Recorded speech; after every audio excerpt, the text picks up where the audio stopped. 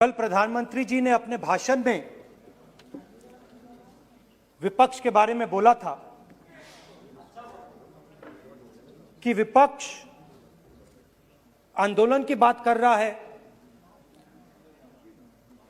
मगर जो कृषि कानून है उनके कंटेंट के बारे में और उनके इंटेंट के बारे में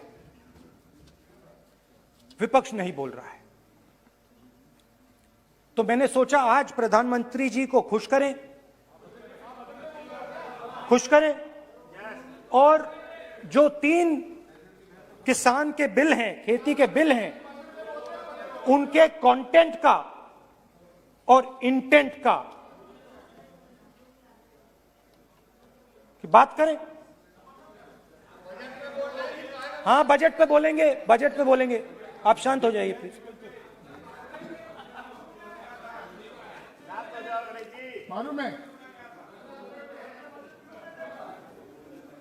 किसान का मुद्दा भी बजट का मुद्दा है, आप उनका आदर कीजिए।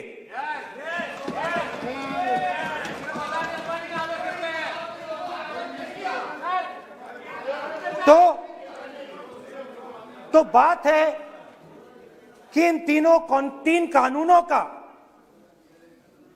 कंटेंट और इंटेंट क्या है। तो पहले कानून का कंटेंट, कोई भी व्यक्ति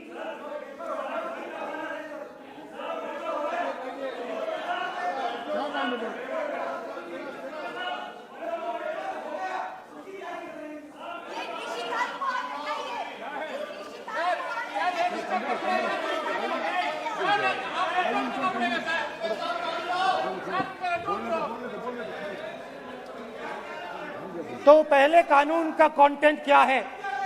पहले कानून का कंटेंट है कि कोई भी व्यक्ति देश में कहीं भी कितना भी अनाज, सब्जी, फल खरीद सकता है, जितना भी खरीदना चाहता है खरीद सकता है। तो अगर खरीदी देश में अनलिमिटेड खरीदी होगी तो मंडी में कौन जाएगा? मंडी में कौन जाके खरीदेगा? तो पहले कानून का कंटेंट मंडी को खत्म करने का है। इसका लक्ष्य मंडी को खत्म करने का है। दूसरे कानून का कंटेंट क्या है कि बड़े से बड़े उद्योगपति जितना भी अनाज, जितना भी फल, जितनी भी सब्जी स्टोर करना चाहते हैं वो स्टोर कर सकते हैं, कोई लिमिट नहीं, जितना वो होल्ड करना चाहते हैं कर सकते हैं। दूसरे कानून का कंटेंट एसेंशियल कमोडिटीज एक्ट को खत्म करने का। दूसरे कानून का कंटेंट जमाखोरी को अनलिमिटेड तरीके से हिंदुस्तान में चालू करने का। अब तीसरा भी कानून है। तीसरा कानून का कंटेंट जब एक किसान हिंदुस्तान के सबसे बड़े उद्योगपति के सामने जाकर अपने अनाज के लिए, अपनी सब्जी के लिए, अपने फल के लिए सही दाम मांगे तो उसे अदालत में नहीं जाने दिया जाएगा। तीसरे कानून का कंटेंट आपको याद होगा,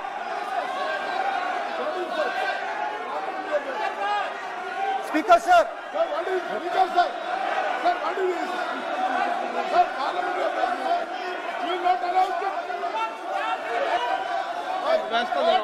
डरते क्यों? सुनो, तू हिलिया सुन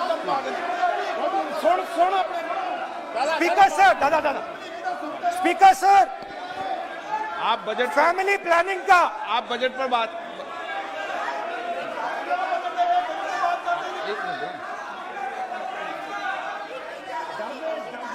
सर, सालों पहले फैमिली प्लानिंग का एक नारा था, आपको याद होगा, हम दो हमारे दो।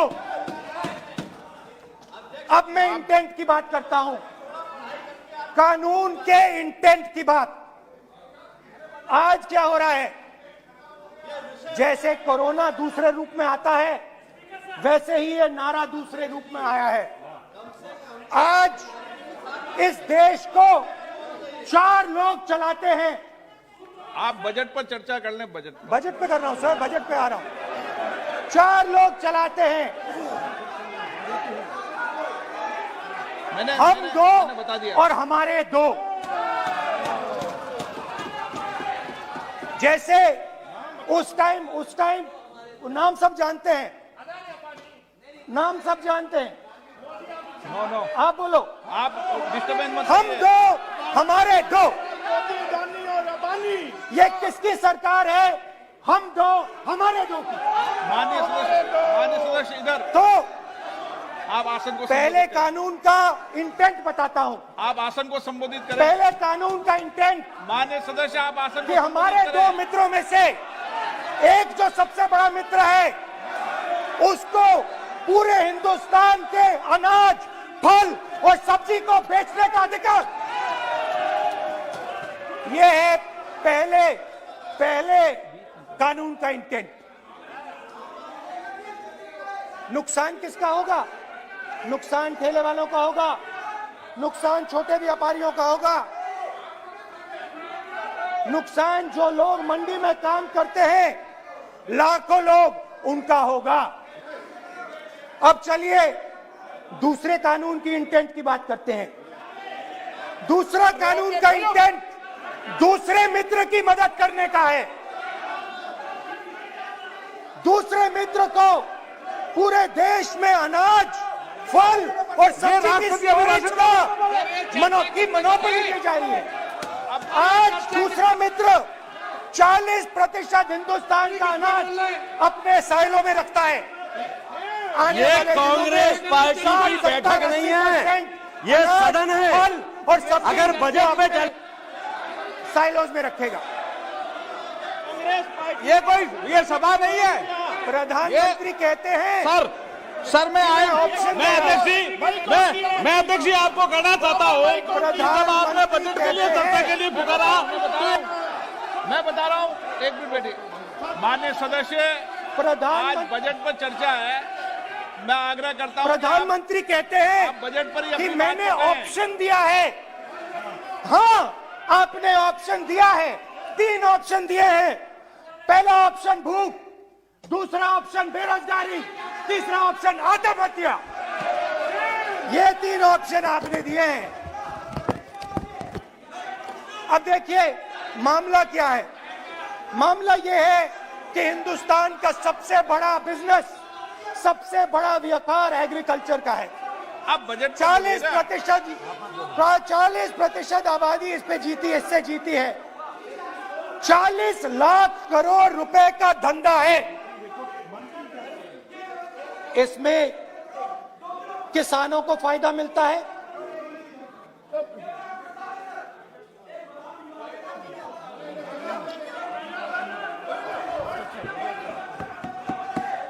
तो दूसरे कानून का थोड़ा मैं इंटेंट समझा देता हूं। दूसरे कानून का इंटेंट है, पानी दो, पानी गिर जाएगा, पानी दो। दूसरे कानून का इंटेंट है कि एक व्यक्ति को आप पूरे देश के अनाज की स्टोरिंग की मोनोपोली दे दो, और जब किसान अपने अनाज के लिए सही दाम मांगने जाएगा, तो जिसके पास स्टोरेज की मोनोपोली होगी वो मार्केट में अनाज डालेगा और किसान से कम पैसे में खरीद करेगा। और जब वही किसान कंज्यूमर बनके अपना ही माल खरीदने जाएगा, तो वही व्यक्ति अपने गोदाम से अपने जब बजट पे चर्चा है सर, बजट पे चर्चा है, राष्ट्रपति अभी भाषण पे आपने चर्चा समाप्त कर दी, प्रस्ताव पास करके राष्ट्रपति जी को भेज दिया, अब उसी पे चर्चा करके राष्ट्रपति जी का भी और आपका भी अपमान कर रहे हैं सर, ये आपका भी अपमान कर रहे हैं, सदन का भी अपमान कर रहे हैं सर ये। कि इस देश की जो रीढ़ की हड्डी है, किसान, मजदूर, छोटे दुकानदार, व्यापारी, उस रीढ़ की हड्डी को तोड़ के टुकड़े टुकड़े करके दो मित्रों को दे दो। Sir rule 218 sir rule 218 sir rule sir the debate on appropriation bill shall be restricted. The debate on appropriate bill shall be restricted to the matters of the public importance or administrative clausely employed in the grants covered by the bill which have not already been raised while the relevant demands of grants were under consideration. I would like to remind him that he should restrict his speech to the budget. Number 2, and he is claiming that 40% of the groceries and other things, vegetables, they are kept in Adani's and Ambani's place. Let him prove that. Where from? He should place it on the table. He should place it on the table. Where can he get all these documents? Where statistics कहाँ से आए? इसको authenticate करना है. Record में नहीं जाएगी। चलिए बैठिए। आप बोलने दे रहे हैं क्या? सर आपने माइक बंद कर दिया। बोलने दीजिए। बैठिए। माइक बंद कर दिया सर आपने सर। बैठिए। आप क्यों डिस्टर्बेंस कर? आप बोलने दीजिए ना। आप कोई रूल बता रहे हैं क्या?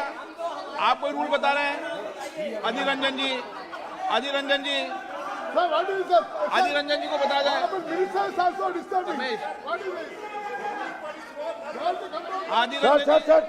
Sir, 2214. Sir, rule 214. Sir, discussion of a general character. Sir, discussion of a general character may be allowed on the motion or any amendment moved thereto, but the details of the grant shall not be discussed further. Then it is necessary to develop the general point. Sir, discussion on general point is allowed. So discussion, it is the discussion on general point. Discussion of general point is allowed in the rule book. Discussion of general point. अच्छा budget में क्या agriculture मुद्दा नहीं है? Budget में क्या agriculture मुद्दा नहीं है? तो बजट में जब एग्रीकल्चर मुद्दा है तो बजट में क्यों चर्चा नहीं हो सकता एग्रीकल्चर? दादा My point of order is simple. You listen to this, sir. Please. 349. It says, while the House is sitting, a member, 2, shall not interrupt any member while speaking by disorderly expression or noises or in any other disorderly manner. While Honorable Member Rahul Gandhi is speaking, तब तो disturb कर रहा है,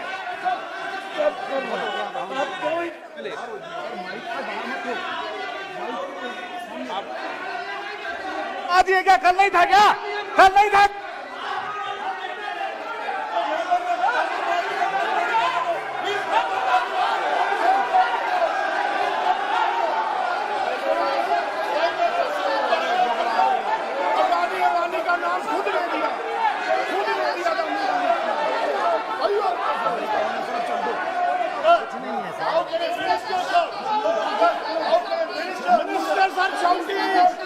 मंत्री शोर डाल रहे हैं, मंत्री ऐसा कभी हुआ नहीं, मंत्री भाग रहे हैं, रूल बुक ढूंढ रहे हैं। अरे क्यों घबरा गए? अभी तो बोले ही 5 मिनट है, अभी तो बोले ही 5 मिनट है। तो हम दो हमारे दो,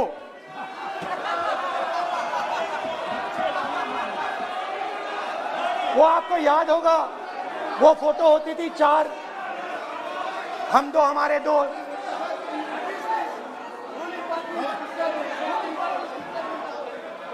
क्यूट से चेहरे थे, सुंदर सुंदर चेहरे, मोटे मोटे चेहरे, हम दो हमारे दो। खैर, इससे होगा क्या? जब ये कानून लागू होंगे तो जो इस देश के किसान हैं, इस देश के मजदूर हैं, छोटे व्यापारी हैं, इनका धंधा बंद हो जाएगा।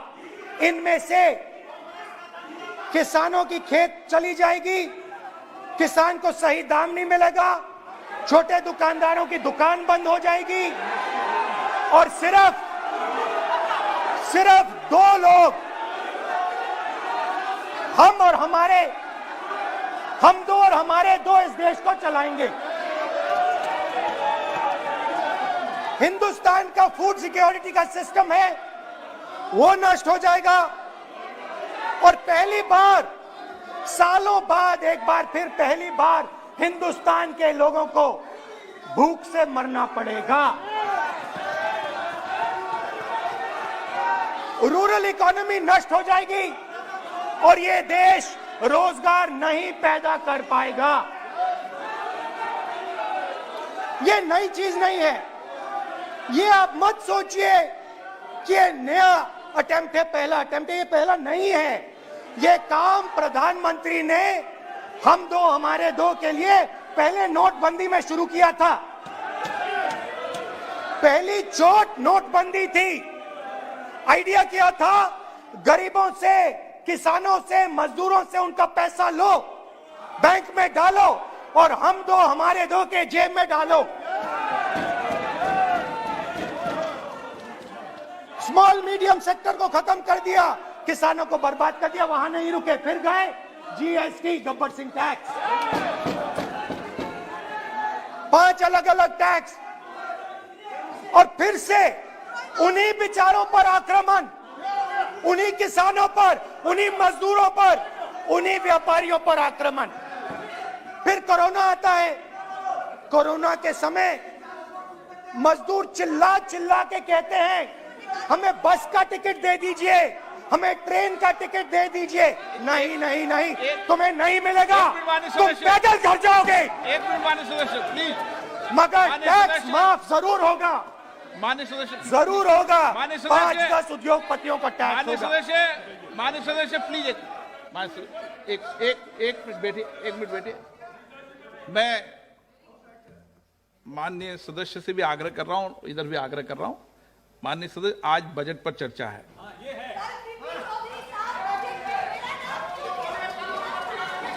चलो चलाओ। मैं आ रहा हूं सर बजट पे, सर मैं आ रहा हूं बजट पे। मैं सर 5 मिनट में बजट पे आ रहा हूं। मैं फाउंडेशन लगा रहा हूं अभी, फाउंडेशन।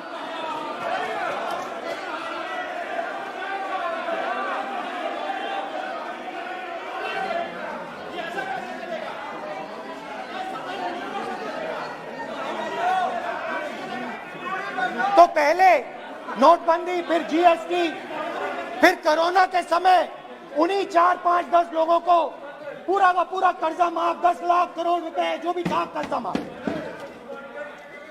मगर हुआ क्या?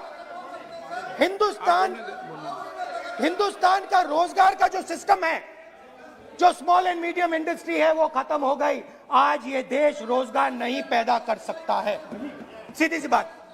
और आज नहीं, कल भी ये देश रोजगार नहीं पैदा कर पाएगा, क्योंकि आपने इस देश की रीढ़ की हड्डी तोड़ दी है।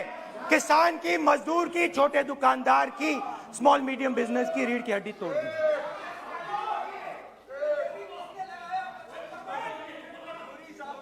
मगर ये मत समझिए कि ये किसानों का आंदोलन है। ये किसानों का आंदोलन नहीं है।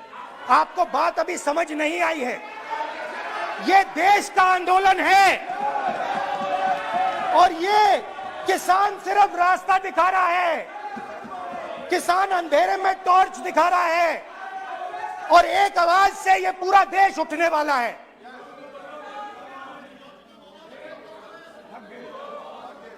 पूरा देश एक आवाज से हम दो हमारे दो के खिलाफ उठने जा रहा है।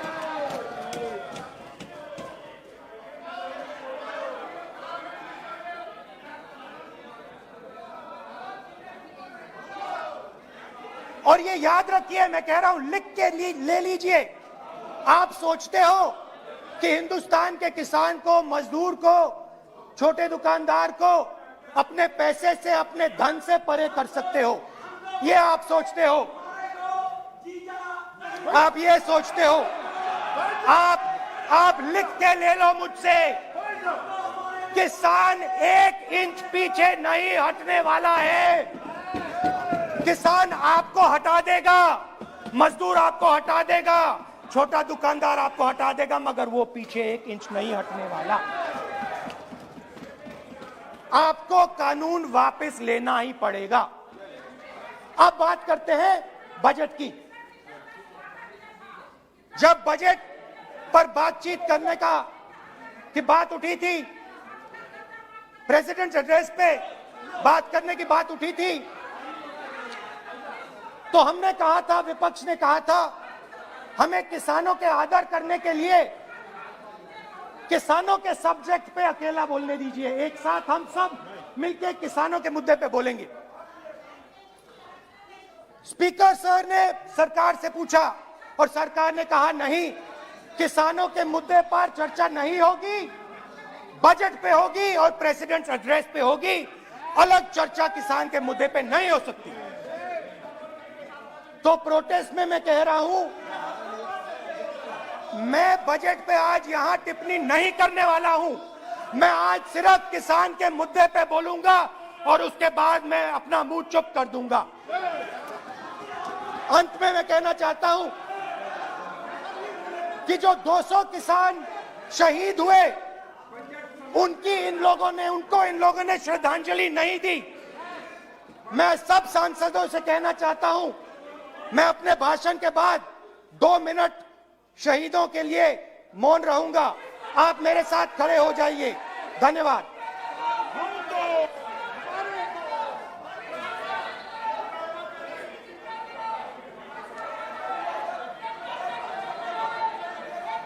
एक मिनट, आप बैठो। एक मिनट, माननीय